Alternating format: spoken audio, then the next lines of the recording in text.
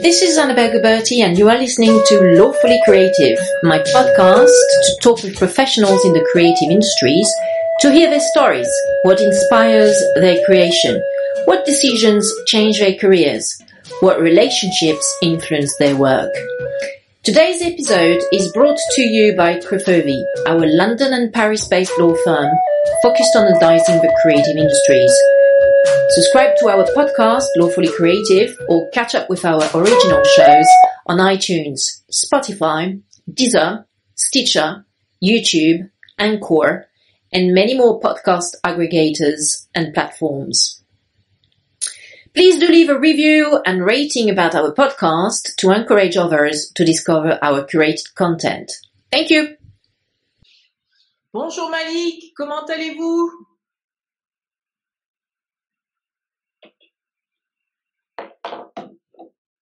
Bonjour.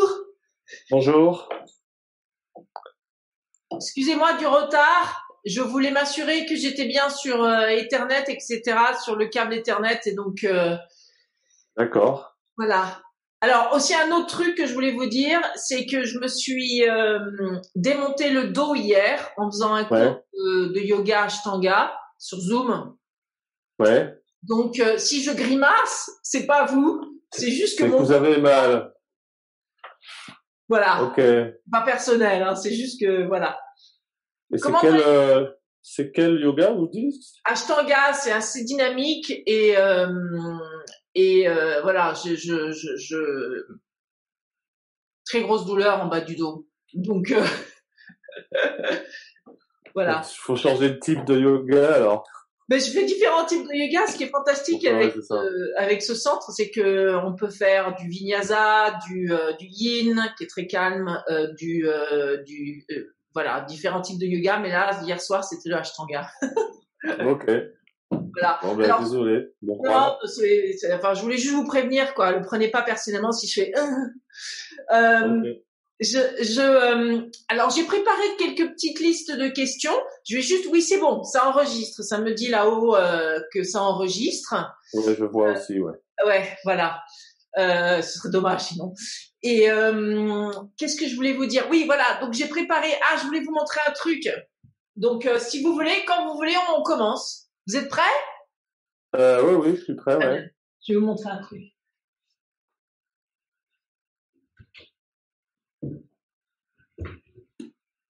Ça vous dit quelque chose?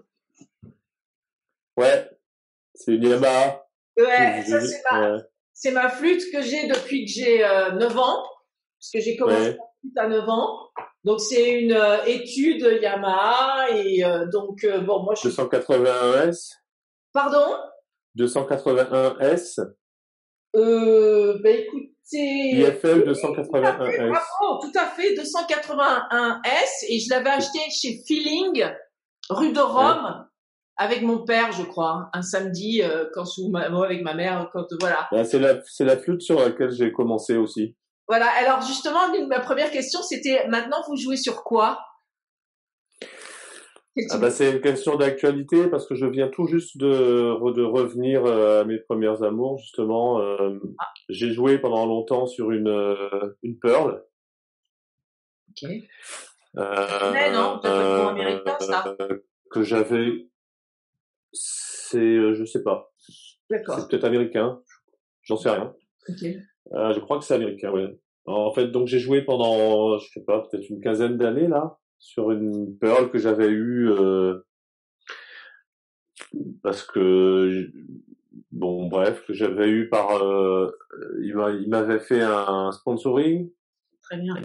Donc j'avais eu la flûte un peu moins chère que si je l'avais achetée neuve. Enfin elle était neuve mais puis j'aimais bien la sonorité, c'était une sonorité très assez large avec pas mal de souffle. Donc j'aime bien. Et là, je viens de changer. D'accord. Je viens de changer. J'ai trouvé une Yamaha d'occasion. Donc c'est une 383. Ah ouais. Mais Silverhead. C'est une 383. Elle a été fabriquée apparemment en 98. D'accord. elle a appartenu à un musicien amateur. Donc je l'ai eu pour pas trop cher. Je l'ai eu pour 1200 € retamponné et nettoyé, alors que neuve, elle vaut 3000 et quelques, je crois. Fantastique, belle affaire. Et donc voilà, donc c'est tout nouveau. Donc là, cette semaine, je suis en train de la découvrir un peu quoi.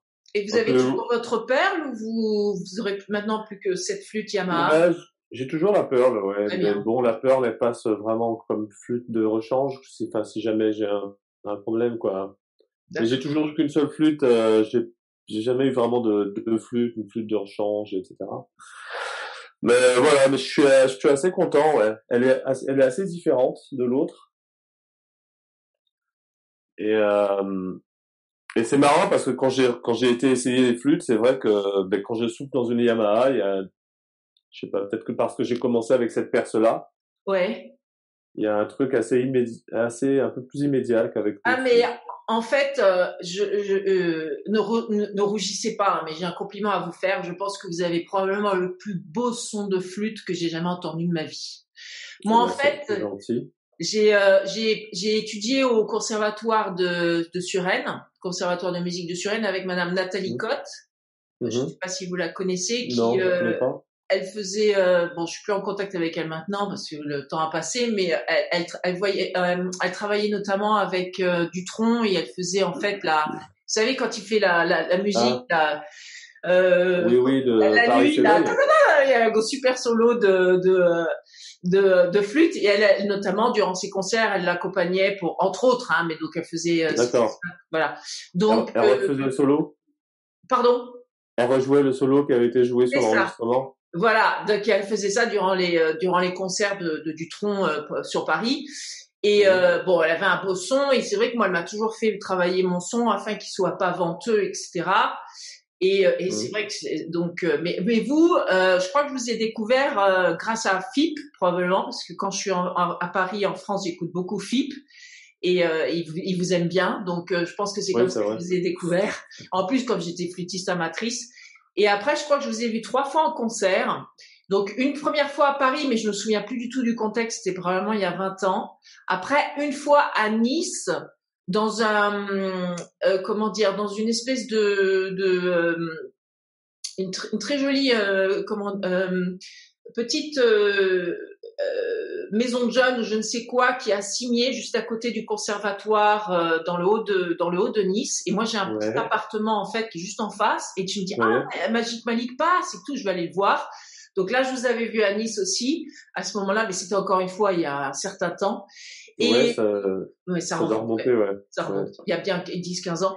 Et la dernière fois, c'était il y a 2 ans, avant tout ce bazar de Covid, au musée du Quai Branly, puisque en fait, moi, je suis partie du cercle. Ah oui, d'accord. Et le son aussi que vous aviez durant ce concert, c'était fantastique. Donc, c'était plus de la musique africaine cette fois-ci que jazz. Et c'était là, franchement, j'ai constaté effectivement que vous avez un des sons les plus purs que j'ai jamais entendu de ma vie à la flûte. Voilà, je me permets. Hein. Pourtant, c'est le travail du son que j'ai, il va vers le souffle. Hein. C'est pas au contraire, c'est pas un son dont j'ai enlevé le souffle. Au contraire, c'est un son dans lequel j'ai remis du souffle. Ouais, mais en fait, moi je vais vous expliquer pourquoi je vous dis ça, parce que en fait, Nathalie Cotte, elle m'a toujours fait beaucoup travailler mon son. Et le fait et moi pendant 10 ans avant de lancer mon cabinet d'avocat Crifovi sur Paris et Londres, donc j'étais toujours à Londres et je faisais partie d'un ensemble de musique d'instruments donc il y avait des flûtistes, notamment évidemment des flûtistes anglais parce que c'est à Londres. Et il y a un truc que j'avais constaté, c'est qu'ils étaient fantastiques. Alors il y a des plus et des moins. Ils étaient fantastiques en sight reading. C'est-à-dire que tu leur mettais une partition en face, ils n'avaient jamais vu de leur vie, ils étaient immédiatement capables de la déchiffrer et de jouer le truc, parce qu'ils anticipent toujours, ça s'appelle le side reading, c'est-à-dire que, je sais pas comment ils font, mais ils disent 3 ou 4 secondes avant les notes qu'ils vont jouer 3 ou 4 secondes après, donc ils sont toujours complètement à peau et tout, donc ça s'appelle le side reading, ils sont très doués en side reading, mais par contre, leur son est hyper venteux. C'est-à-dire qu'ils n'ont fait aucun travail sur le son. Et donc, à chaque fois qu'ils jouent, c'est... Enfin, c'est vraiment... Ok. Et moi, j'écoutais ça. Alors, bon, par contre, j'étais nulle en sideboarding. Moi, il me fallait plus de temps pour arriver à préparer la partoche. Mais, à la déchiffrer. Mais par contre, mon son, c'était quand même un peu plus, travaillé, quoi. Plus travaillé, ouais. Surtout quand on passait les examens, etc., tu pouvais pas avoir un son qui faisait tout le temps, sinon tu te faisais retoquer à l'examen, quoi. Donc, voilà, c'est ça que je veux dire par venteux. Mais après, peut-être que vous avez une autre définition de venteux, en fait. Bah, non, c'est juste qu'effectivement, je vais pas chercher un son comme ça. Plutôt chercher Ah, mais quelle pureté. avec du souffle, quoi.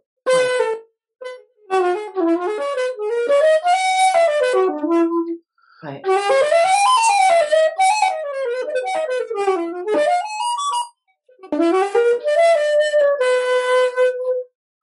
Ou un son assez simple.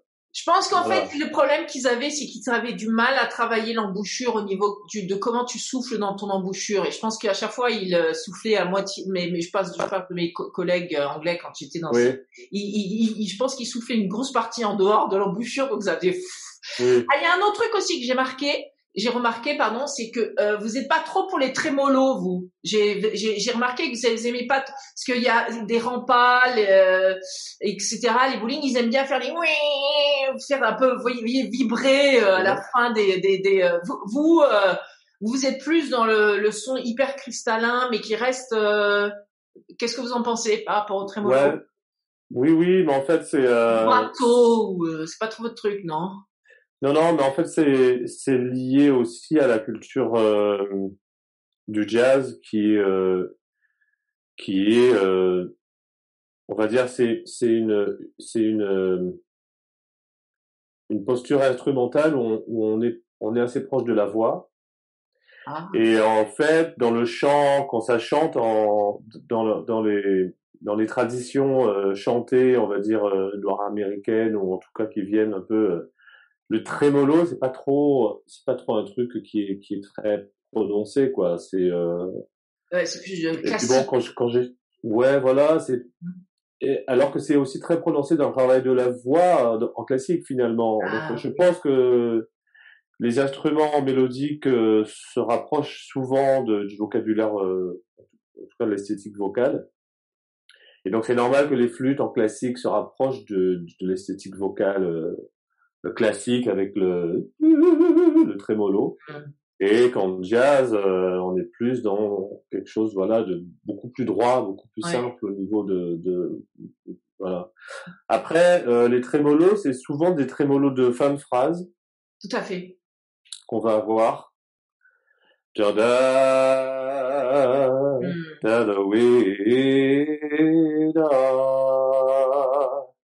trémolo, il arrive à la fin de la phrase. Mais c'est vrai que c'est pas un trémolo, on va dire automatique, quoi. C'est un trémolo qui va servir alors que c'est vrai que souvent en classique le trémolo va faire partie du son, à moins que ça soit indiqué sans trémolo, on va le mettre par défaut un peu.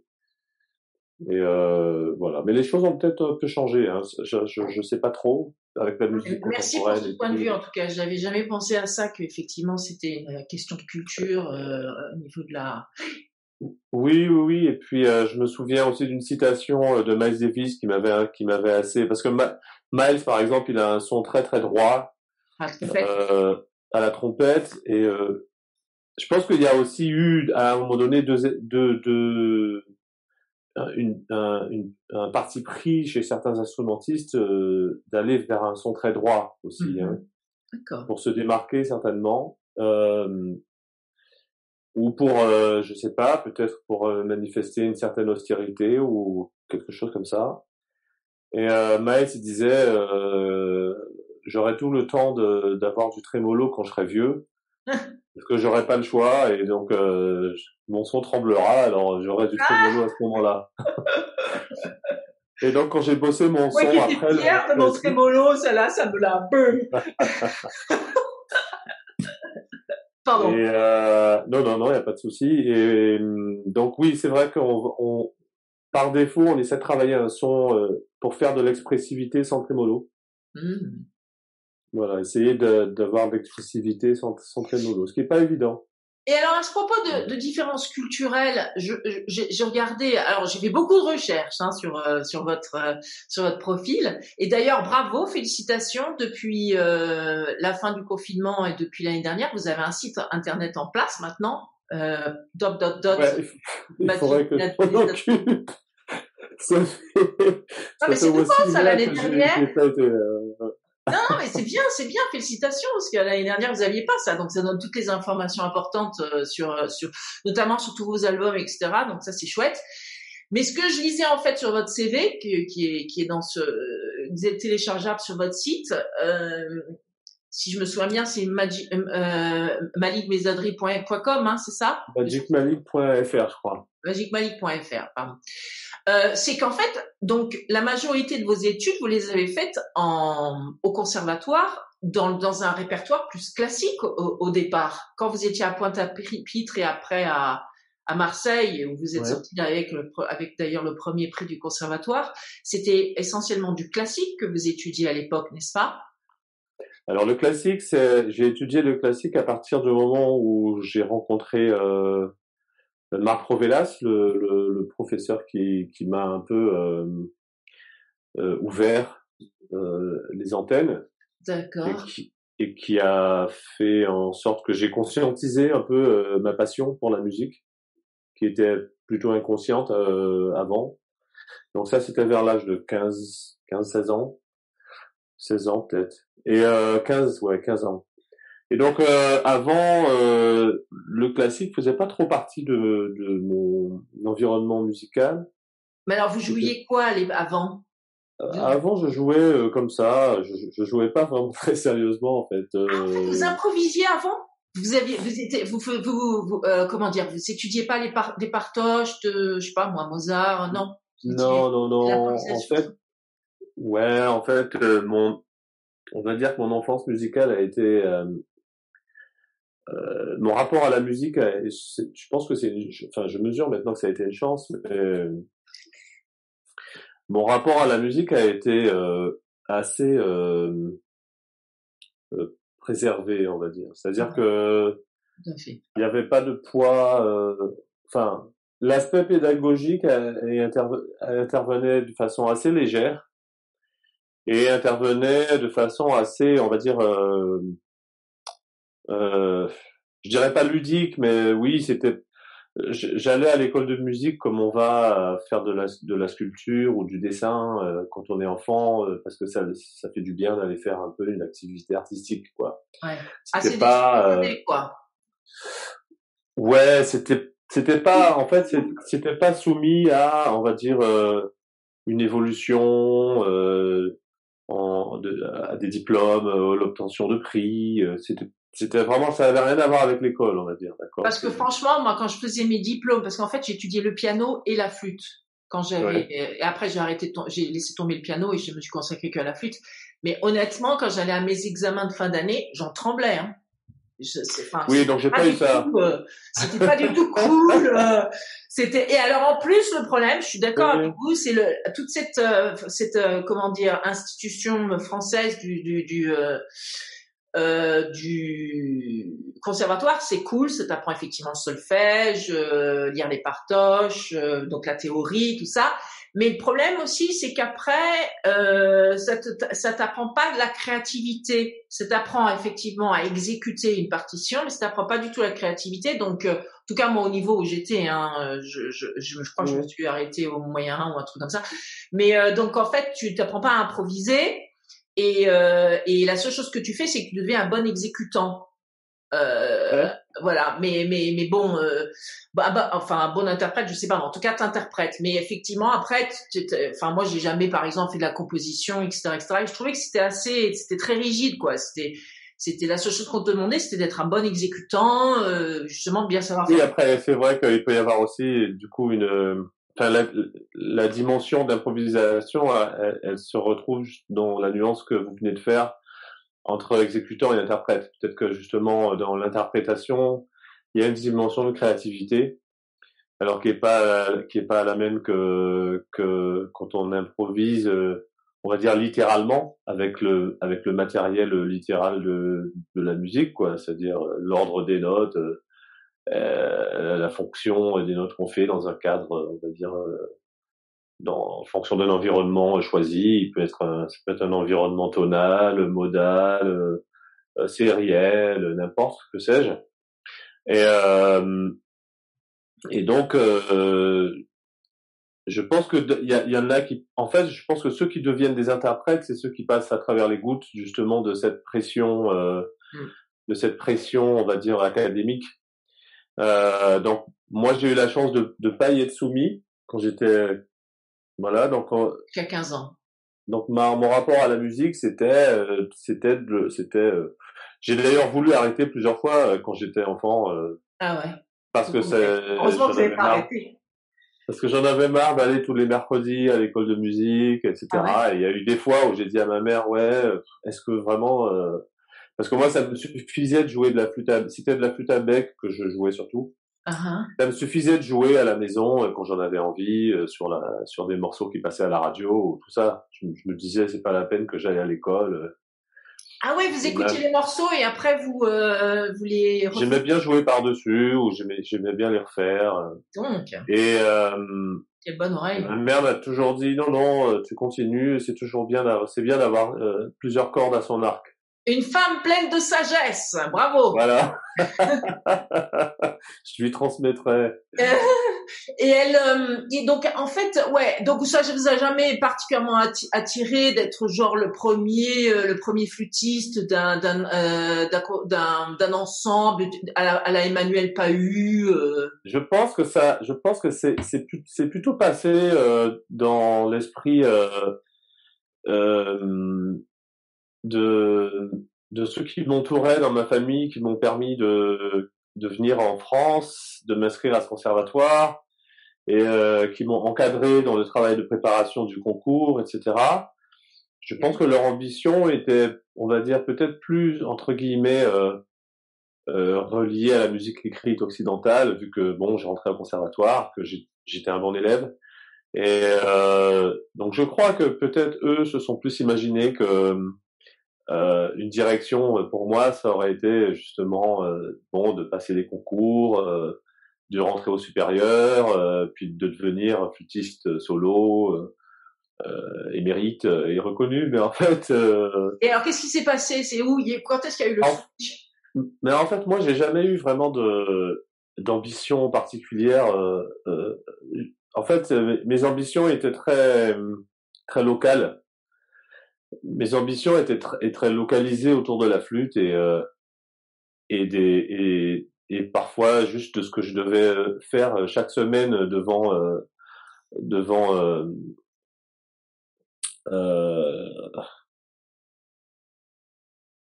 merde, j'ai un trou de mémoire. Bref, ça va me revenir. Vous voulez dire dans le cadre de votre cursus, dans le cadre de ce que demandait le prof? Oui, voilà, de ce qu'il me demandait chaque semaine. Donc j'essayais de faire en sorte que chaque semaine, quand j'arrive au cours, j'ai Jean-Louis Baumadier, voilà. Donc mon ambition à Marseille. Oui, à partir de 15 ans. À Marseille. Je suis rentré à 17 ans. Donc entre 15 et 17, j'ai travaillé la flûte de façon à avoir le bagage pour venir au conservatoire. Ça vous a pas fait un gros choc de partir de Pointe-à-Pitre et de venir dans la métropole comme ça? Ça vous a pas... Si. Ouais. Si, c'était énorme parce que d'un coup, effectivement, déjà il y avait le poids de l'académie et puis maintenant on me demandait des résultats. Uh-huh. Alors qu'avant, bon, on me demandait pas spécialement de résultats. Et vous êtes venu tout seul ou il y a des membres de votre famille qui étaient sur Marseille ou qui vous ont accompagné ou... En fait, j'ai toute une partie de ma famille. Enfin, ma mère, elle est française, on va dire qu'elle est bourguignonne en fait. Elle est de moitié bourguignonne. D'accord. Et avec aussi, mon grand-père bref, elle est, il y a toute une partie de ma famille qui est en France en fait, enfin, Oui. qui est d'ici du côté de ma mère. Pointe-à-Pitre, c'est quoi? C'est Et la donc Martinique, ça? C'est Martinique? là, c'est Guadeloupe. Ah, pardon. Donc en fait, j'ai grandi en Guadeloupe. C'est pas grave. C'est mes parents qui sont allés. Ils nous ont laissé, mon frère et moi, chez mes grands-parents quand ils sont allés en Guadeloupe. Et ils étaient Ah effectivement. oui, d'accord. Ouais, donc j'y suis jamais allé, moi. Mais ouais. Oui, ok. Mais ils sont allés en Martinique ou en Guadeloupe? Non, ils sont allés en Guadeloupe. Ils sont allés à Pointe-à-Pitre, là où vous étiez, ouais. D'accord, ok. Donc j'ai grandi en Guadeloupe. Oui, c'était un choc, ouais. C'était un choc déjà au niveau des dimensions. Hein. C'est le même choc qu'on a quand on vient d'ici et qu'on va aux États-Unis, hein, ou en Chine. On a un choc quand on quitte Paris et qu'on arrive dans les villes américaines ou chinoises. C'est vrai qu'il y a des dimensions qui sont pas les mêmes. Euh, après. J'avais la chance aussi, je crois, pendant mes études en classique à Marseille, de ne faire que ça. Moi, j'étais pas scolarisé D'accord. parce que j'avais quitté l'école. Ok. Bon, à Donc, 17 ans, ça va, hein. Enfin, je donc dirais. toute la semaine, je faisais que de la musique, alors que les autres élèves. Bon, après, j'avais un retard. Moi, j'avais pas fait tout le cursus qu'ils avaient fait avant. Mhm. Donc, bon, Au niveau de l'un la rattrapait l'autre. théorie, au niveau de la théorie, au niveau du solfège, au niveau de ces Non, non, trucs-là. non. Ben, j'avais un retard en rentrant quand je suis arrivé un peu en avance, quelques mois avant pour recevoir les morceaux qu'il y aurait à faire pour rentrer au conservatoire et tout. Ah, On a eu une d'accord. petite entrevue avec Jean-Louis Baumadier qui a dit à ma grand-mère, bon, il a un an de retard sur le niveau requis, donc j'ai dû rattraper cette année de retard pendant l'été. Mais le fait que j'ai que ça à faire pendant la semaine, j'avais pas non plus ni l'université ni rien. Ça rattrapait aussi le fait que les autres élèves, eux, avaient suivi aussi tout un cursus très méthodique. Voilà, le cursus habituel qui fait quand on arrive en fin de cycle, moi ça s'appelait la médaille à cette époque-là. Bref, en tout cas voilà. En tout cas oui, j'ai fait du classique pendant 2 ans. D'accord. Et après, j'ai dû en sortir parce que je retrouvais une dimension un peu scolaire finalement, Ouais. à laquelle j'étais déjà allergique à l'école Mhm. et qui commençait aussi à peser un peu. Vous êtes quand même Donc sorti premier prix du conservatoire au bout de 2 ans, oui, quoi. je suis sorti Hein? premier prix, mais Ouais. je sentais que vraiment mon cœur j'avais besoin de retrouver aussi justement ce rapport à la musique qui est pas cadré. Qui Mhm. est cadré juste par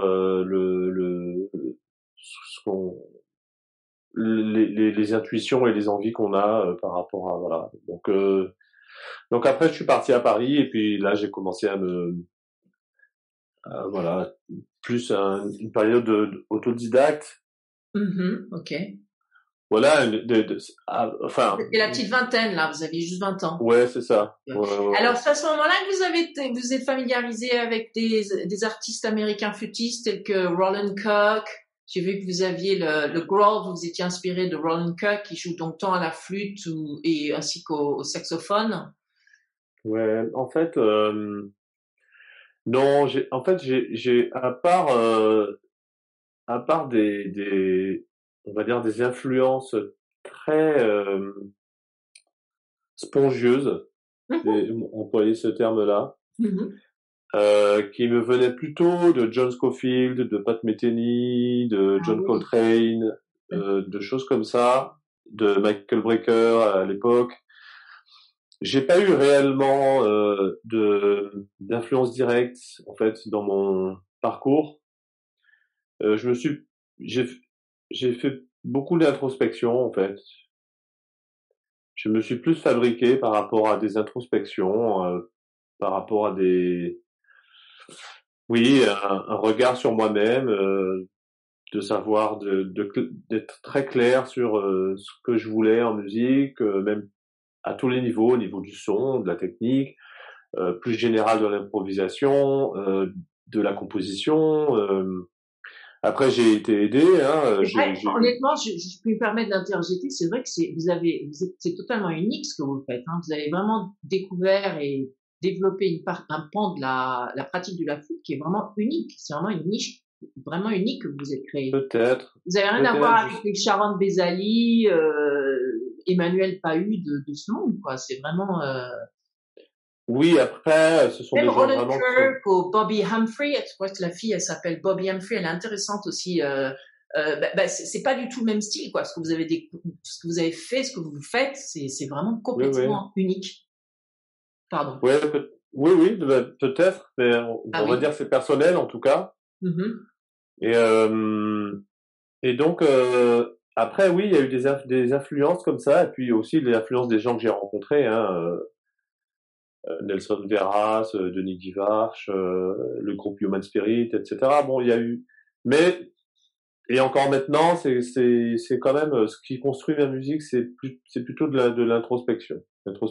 Et après, une fois que j'ai déterminé un peu les contours et la nature de mes intuitions, une fois qu'elles se précisent, après, je trouve des moyens pratiques de pouvoir y parvenir, et les moyens pratiques, ça va justement générer du travail. Qu'est-ce que je vais travailler à la flûte pour pouvoir arriver à telle ou telle sonorité? Qu'est-ce que je vais travailler voilà, c'est un travail de conscientisation des éléments par lesquels je peux matérialiser une vision claire et définie de pas mes objectifs, mais en tout cas mes envies, quoi. Très intéressant.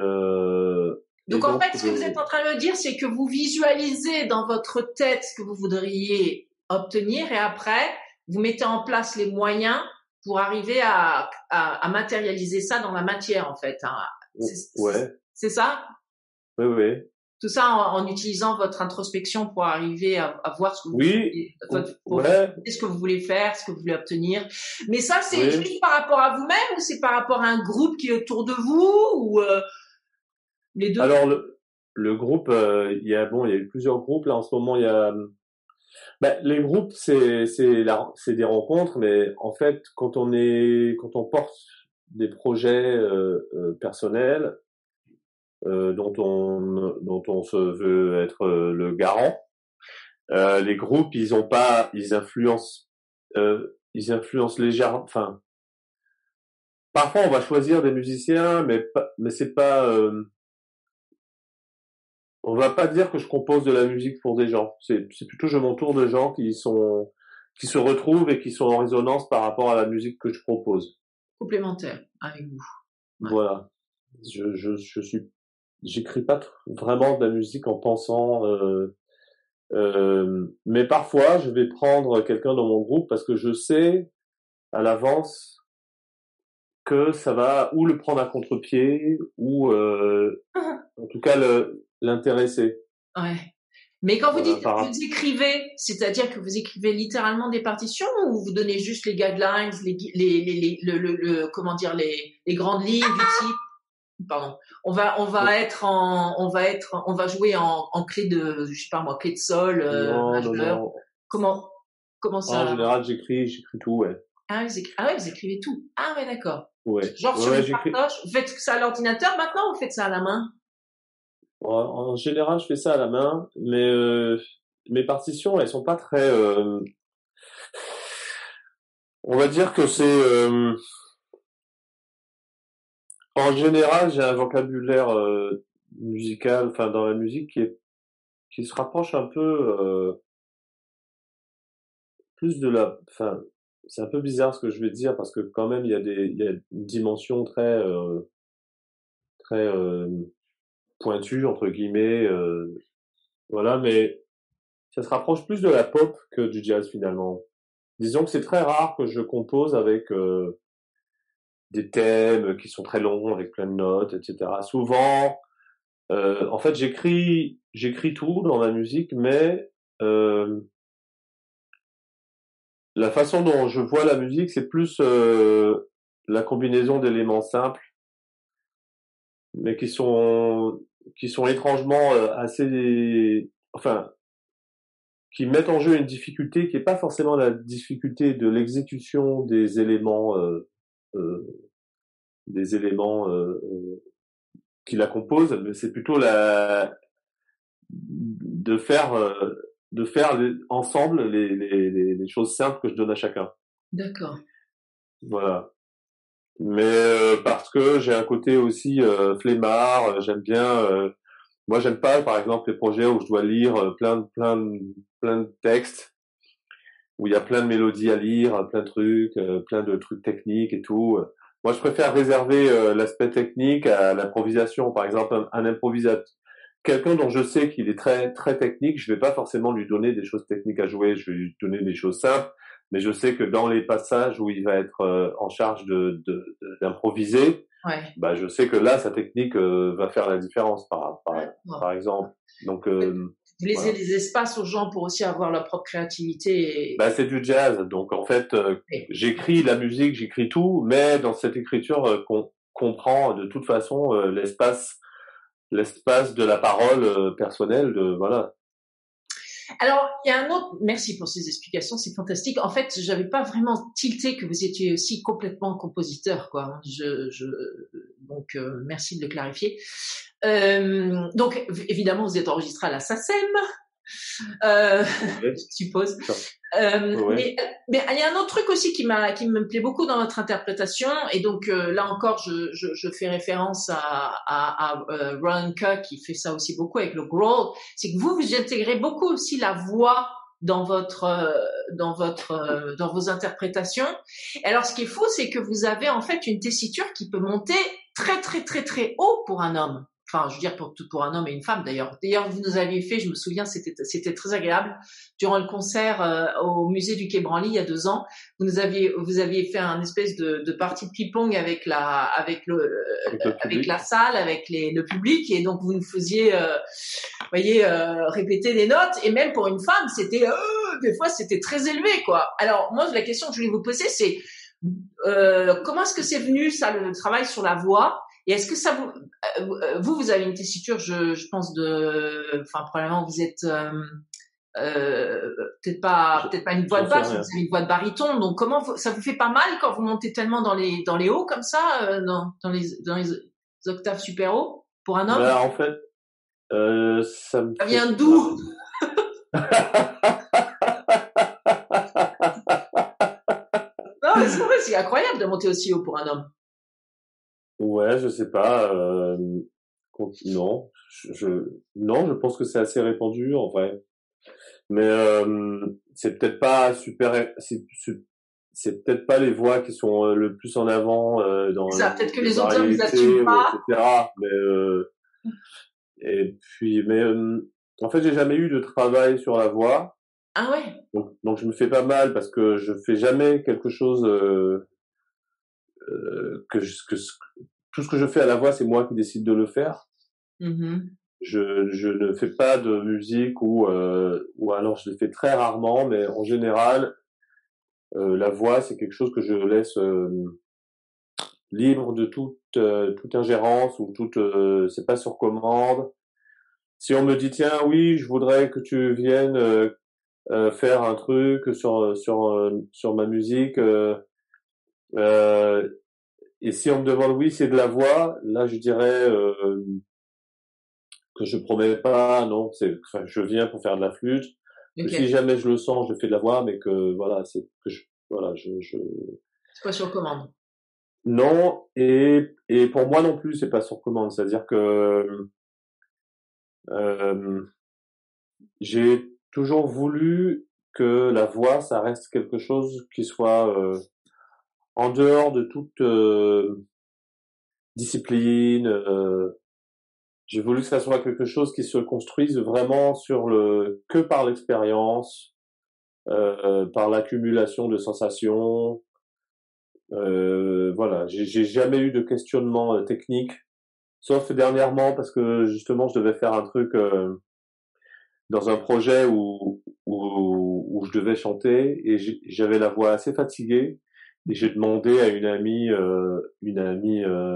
mezzo-soprano de me donner des conseils assez généraux, tu vois, enfin, vous voyez, pour chauffer la voix, pour la relaxer, pour la préparer un peu. Ah bien. Vous avez de la chance que vous ayez jamais fait de justement d'extinction de voix, etc.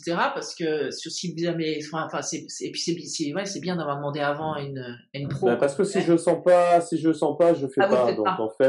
Donc en fait, je me suis jamais fait mal à la voix parce que il y a personne qui me force à faire quelque chose qui risquerait de me faire mal. Voilà. C'est fou de. Moi, j'ai pas envie non plus de me pavaner à faire des choses au-delà de juste pour montrer que je chante haut, je vais pas chanter haut, quoi. Ok. Donc je vais pas me faire mal. Bien sûr, vous mettez pas votre ego là-dedans. Mais enfin non, ça fait très beau. Enfin, je veux dire, ça rajoute vraiment comment dire, quelque chose de spécial et de très. Mais dans le travail justement du growl, comme on appelle ça, moi ce qui m'a intéressé, c'est justement, c'est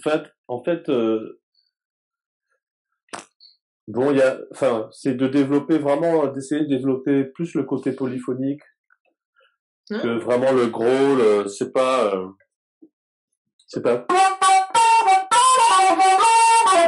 Bon, ok, ça c'est d'accord, on met la voix, mais ce qui m'intéresse plus, c'est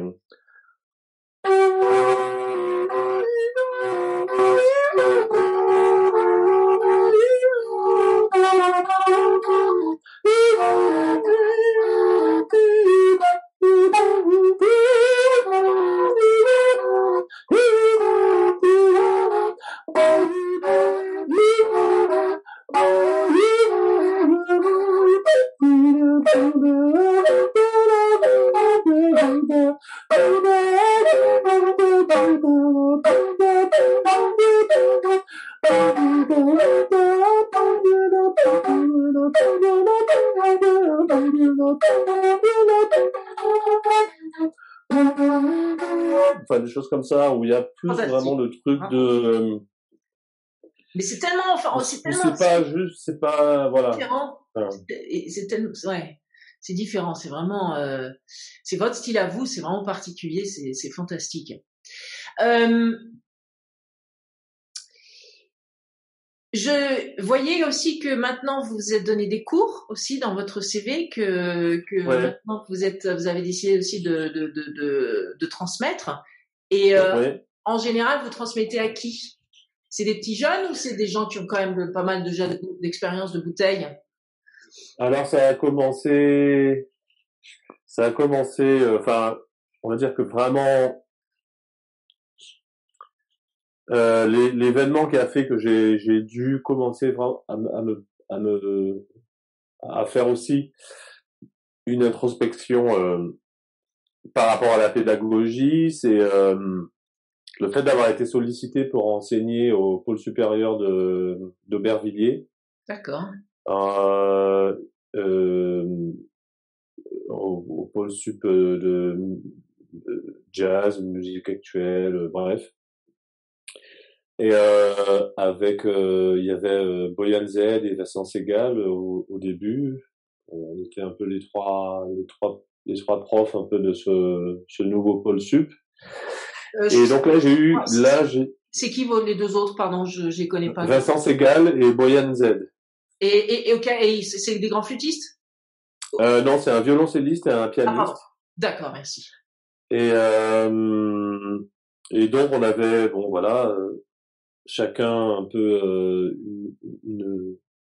une orientation. Boyan, il était plus c'est un pianiste extraordinaire donc il était plus sur le jazz, on va dire entre guillemets le répertoire jazz et les techniques d'improvisation reliées plutôt à la tradition. Vincent Segal était plutôt sur ce qu'on appelle le répertoire, donc ça pouvait être autant du choro brésilien que David Bowie, etc. Donc un travail très sérieux sur tout ce qu'engage ces musiques-là. Et moi, j'étais plutôt sur un atelier avec on va dire des moyens non académiques,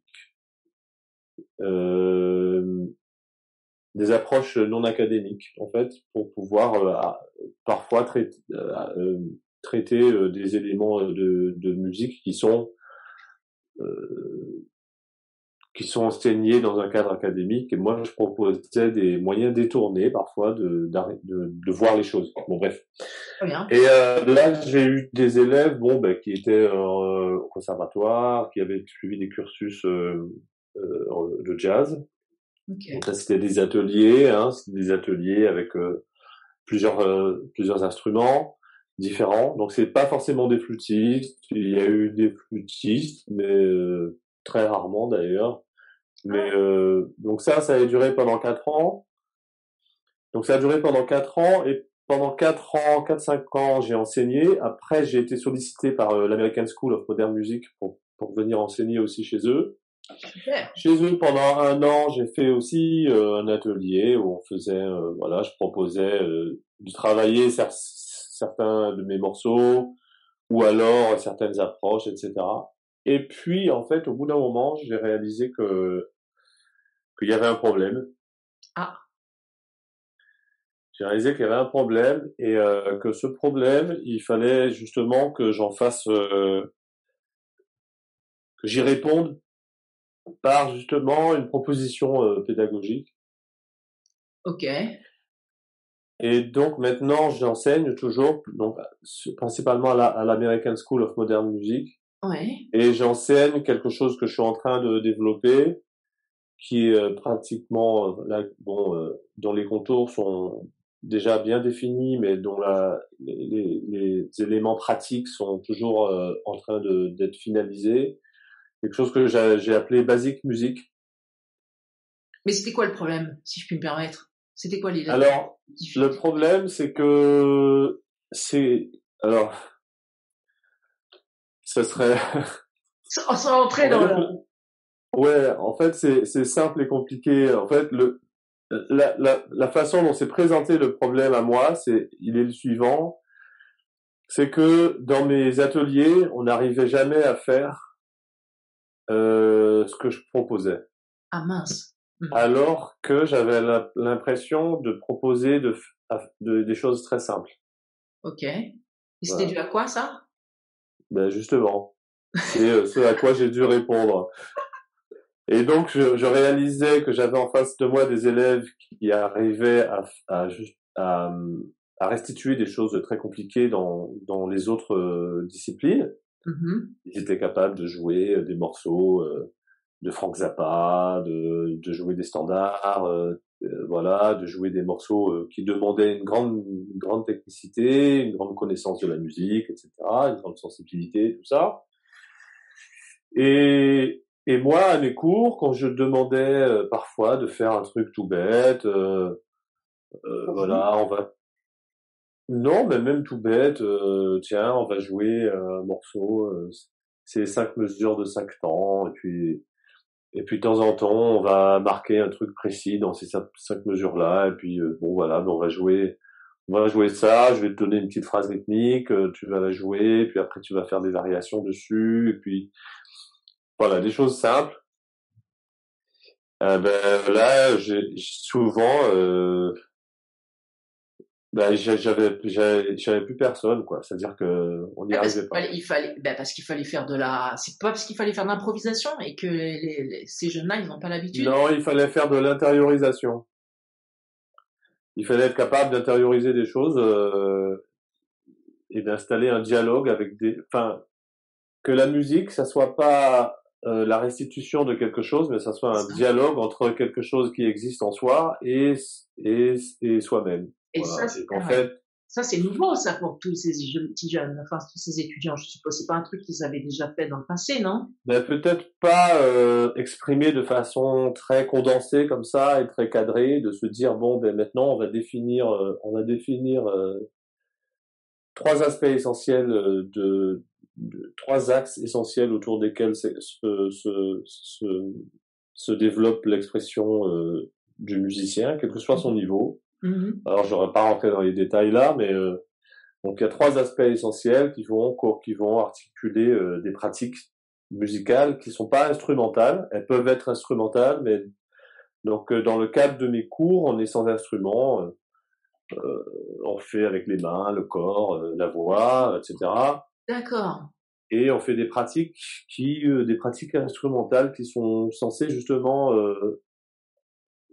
solidifier en fait le musicien dans des bases qui sont très simples, qui vont permettre aussi au musicien de se définir lui-même, de voir quel type de musicien il est, et de pouvoir lui faciliter aussi ses trajectoires une fois qu'il a quitté l'école, de se dire bon, ben, c'est vrai que moi je suis plutôt un musicien de ce type-là, donc je vais plutôt aller vers tel type de choses, sans écarter évidemment les autres choses qui pourraient toujours m'apporter quelque chose, mais en tout cas, enfin voilà. Donc j'appelle ça basic music parce que justement c'est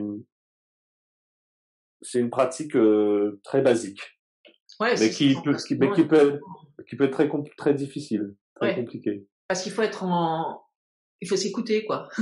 Ouais, Pas que, enfin pas que. C'est un des aspects, c'est ça, c'est de pouvoir effectivement.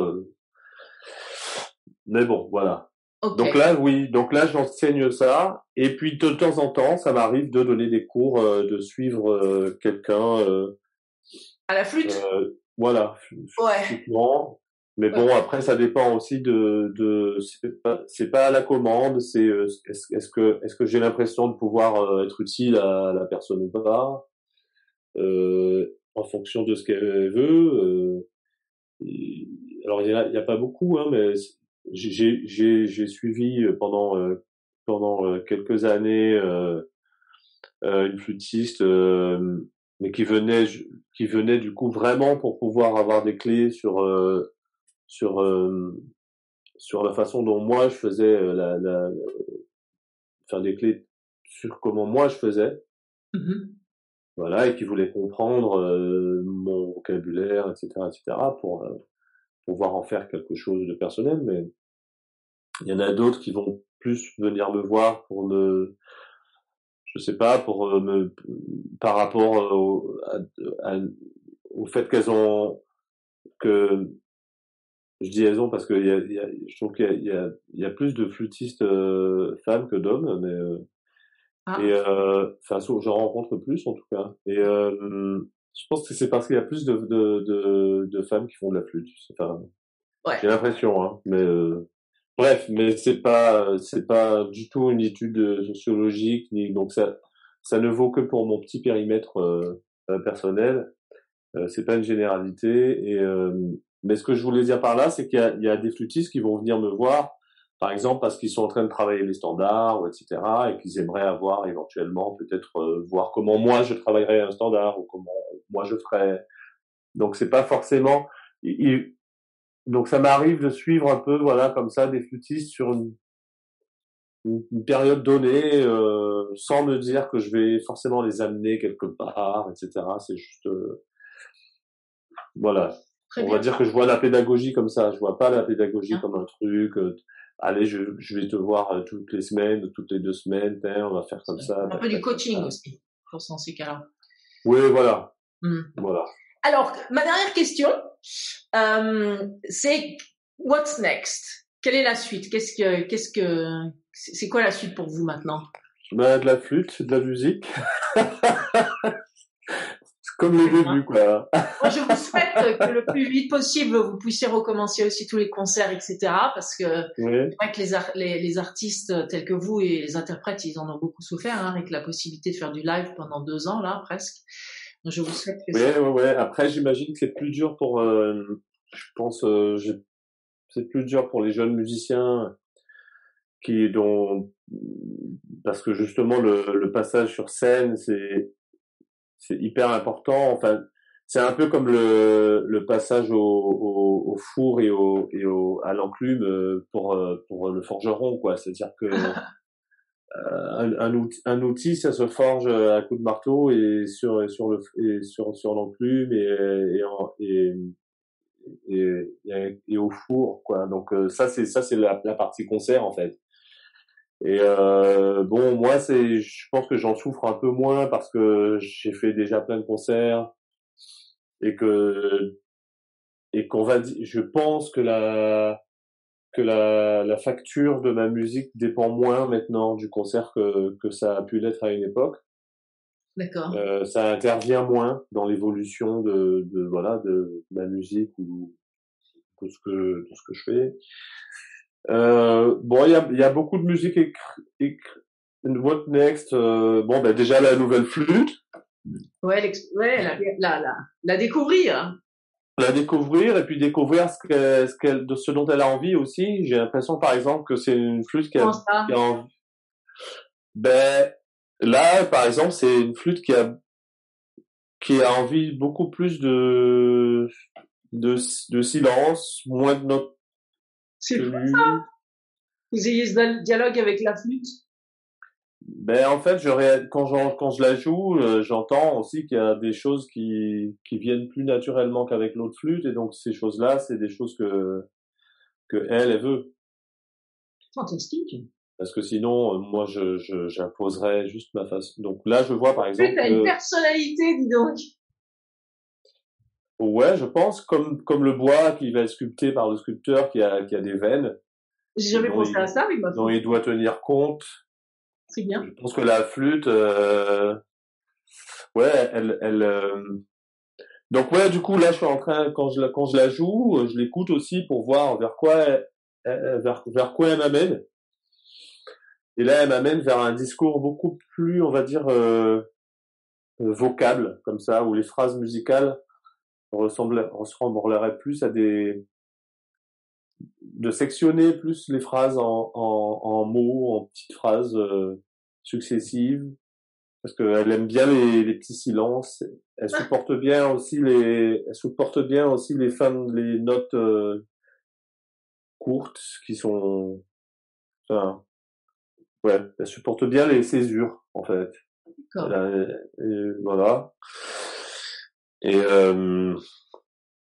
donc il y a ça, il y a l'écriture aussi parce que je travaille, enfin c'est une partie de la musique vraiment de la musique écrite, pas forcément improvisée. Comme disiez, ouais. Voilà. What Next? Il y a le prochain le disque de la plateforme Afrobeat, c'est un disque de musique d'obédience un mélangé afrobeat et antillaise.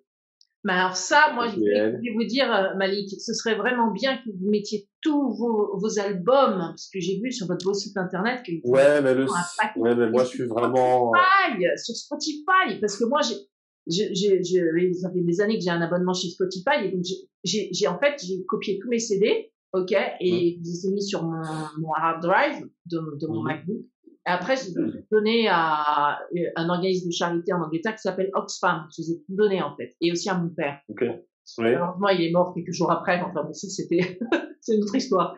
Mais enfin, donc, moi, j'ai plus de CD. Et donc, en fait, maintenant, j'écoute la musique que sur Spotify. Et aussi, donc, sur Apple Music, parce que j'ai enregistré tous mes CD que j'avais, donc tous les Roland Kirk, vos CD à vous, etc., entre autres. Voilà. Et donc après quand je vais sur Spotify, j'essaie de trouver tous vos CD, tous vos albums, ils y sont pas tous et ça m'énerve. Non, oui, c'est vrai. Et donc c'est vrai que là j'espère le prochain là sur la musique antillaise et africaine, j'espère qu'il sera aussi sur Spotify. Si vous avez un manager, faut lui dire mais mets tout ça sur Spotify. Deezer aussi, mais Spotify c'est plus gros quoi. Ouais, mais moi je crois que en fait je suis pas hyper concerné par les moyens de diffusion. Ah bon? Parce que non. Mais pourquoi? Vous avez pas remarqué que la culture américaine, c'est des produits, du contenu moyen, qualité moyenne, mais par contre, leurs canaux de distribution sont fantastiques, quoi. Entre les Netflix, les HBO, etc. Ils sont super bons dans la distribution, mais en général, leur contenu, c'est pas, voilà, quoi. Mais alors vous êtes complètement l'opposé. Vous êtes comme les Japonais, c'est-à-dire un produit fantastique, mais les canaux de distribution. Parce que je pense que l'information ou la chose ou va toujours là où elle doit aller. Et des fois, ça prend. Ah, mais faut aider. Ouais, faut aider dans un monde où les choses doivent aller vite et tout de suite. Mais en fait, quand on regarde les partitions de Jean-Sébastien Bach, sont arrivées quand même 300 ans plus tard ou 200 ans plus tard. Elles sont quand même arrivées finalement à être à ce qu'elles soient hyper généralisées maintenant, alors que bon. Donc si on voit à court terme, on se dit oui bon ben voilà les disques qui sont pas etc. Mais il y a au moins une personne. Non mais moi je vous parle pas de votre postérité, vous l'avez acquise. Mais moi non plus. Mais moi je vous parle de pouvoir écouter Magic Malik quand je fais mon jogging dans Regent's Park ou autour dans le parc des Batignolles quand je suis à Paris, vous voyez. Et j'ai mon iPhone, j'ai mes AirPods et là en général ce que je fais c'est que je vais sur Spotify pour aller trouver le bon album. Moi, vous voyez, je suis pragmatique moi. Oui. Non mais c'est vrai aussi, mais c'est vrai aussi que il y a parfois certaines choses qui sont pas accessibles. Je les laisse faire en fait. Je laisse. Alors. Mais vous devriez l'exiger dans le contrat. Mais après, ça dépend aussi. Je vois par exemple avec 11h11, le label avec lequel j'ai enregistré pas mal des projets récents. Mm-hmm. Il y a un travail qui est très sérieux qui est fait par rapport à tout ça. Donc voilà. Mais c'est vrai que moi, je fais ce que j'ai à faire. Puis quand c'est fait, je suis heureux que ce soit fait. Et après, je laisse la chose faire son chemin. Y compris chez les gens, dans le cœur des gens et mais y compris aussi dans le monde quoi. S'il y a un disque qui doit arriver nulle part et qui finit juste dans un iPod ou dans une armoire etc. et qu'ensuite il va être redécouvert par quelqu'un qui va le redécouvrir par hasard et qui va le réécouter et qui va se dire ah tiens c'est quoi ce truc là. Ou alors qu'il va pas pouvoir l'écouter parce qu'il sera complètement détruit, mais il restera juste un morceau. Mais peut-être, enfin voilà. Moi, c'est même pas une question de postérité. Au contraire, c'est de dire que les choses, des fois, elles sont pas accessibles, et des fois, elles sont accessibles par hasard, et des fois, elles sont accessibles par des moyens détournés, des fois, elles sont accessibles tout de suite. Donc voilà, j'ai pas trop de. Je me dis que des fois, on peut faire quelque chose et ça peut disparaître le lendemain, mais ça aura quand même existé. Bon. Donc ça continue quand même son chemin, même si c'est pas chez Spotify, même si c'est un chemin qui arrive dans l'oreille de personne, ça fait quand même un chemin. Oui, c'est dommage pour les oreilles des gens qui auraient pu l'écouter, mais. Quand est-ce qu'il va sortir alors cet album de musique africaine / antillaise, Mali? Il y a 3 albums qui sont en préparation là. Il y a celui-là de la plateforme Afrobeat. Ok. Il y a le prochain disque de la Fanfare XP. Ah, très bien. Et il y a le prochain disque de la Jazz Association. Voilà, ah oui, ça c'était des reprises, n'est-ce pas? La Jazz Association, c'était des reprises où vous faisiez des interprétations. En fait, c'est très bien, j'ai bien aimé celui-là. C'est pratiquement le premier disque que je fais où c'est un disque justement de répertoire. Ouais. C'est pas un disque qui est basé sur mes morceaux ou ma musique.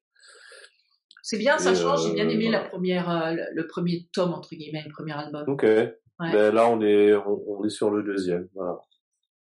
Vous aviez pas une batteuse à un moment dans vos différents enregistrements de vos XP qui était une femme? Vous avez pas une batteuse femme? Je regardais sur le CD, il y avait marqué le nom où le batteur c'était une femme. Non, vous avez jamais eu peut-être au sax ou non? Non, c'est au mélodica, la flûte. Dans la fanfare XP, il y a une flûtiste et elle fait du mélodica, mais à la base elle est pianiste, hein. Okay. Et sinon à la batterie non. Ok.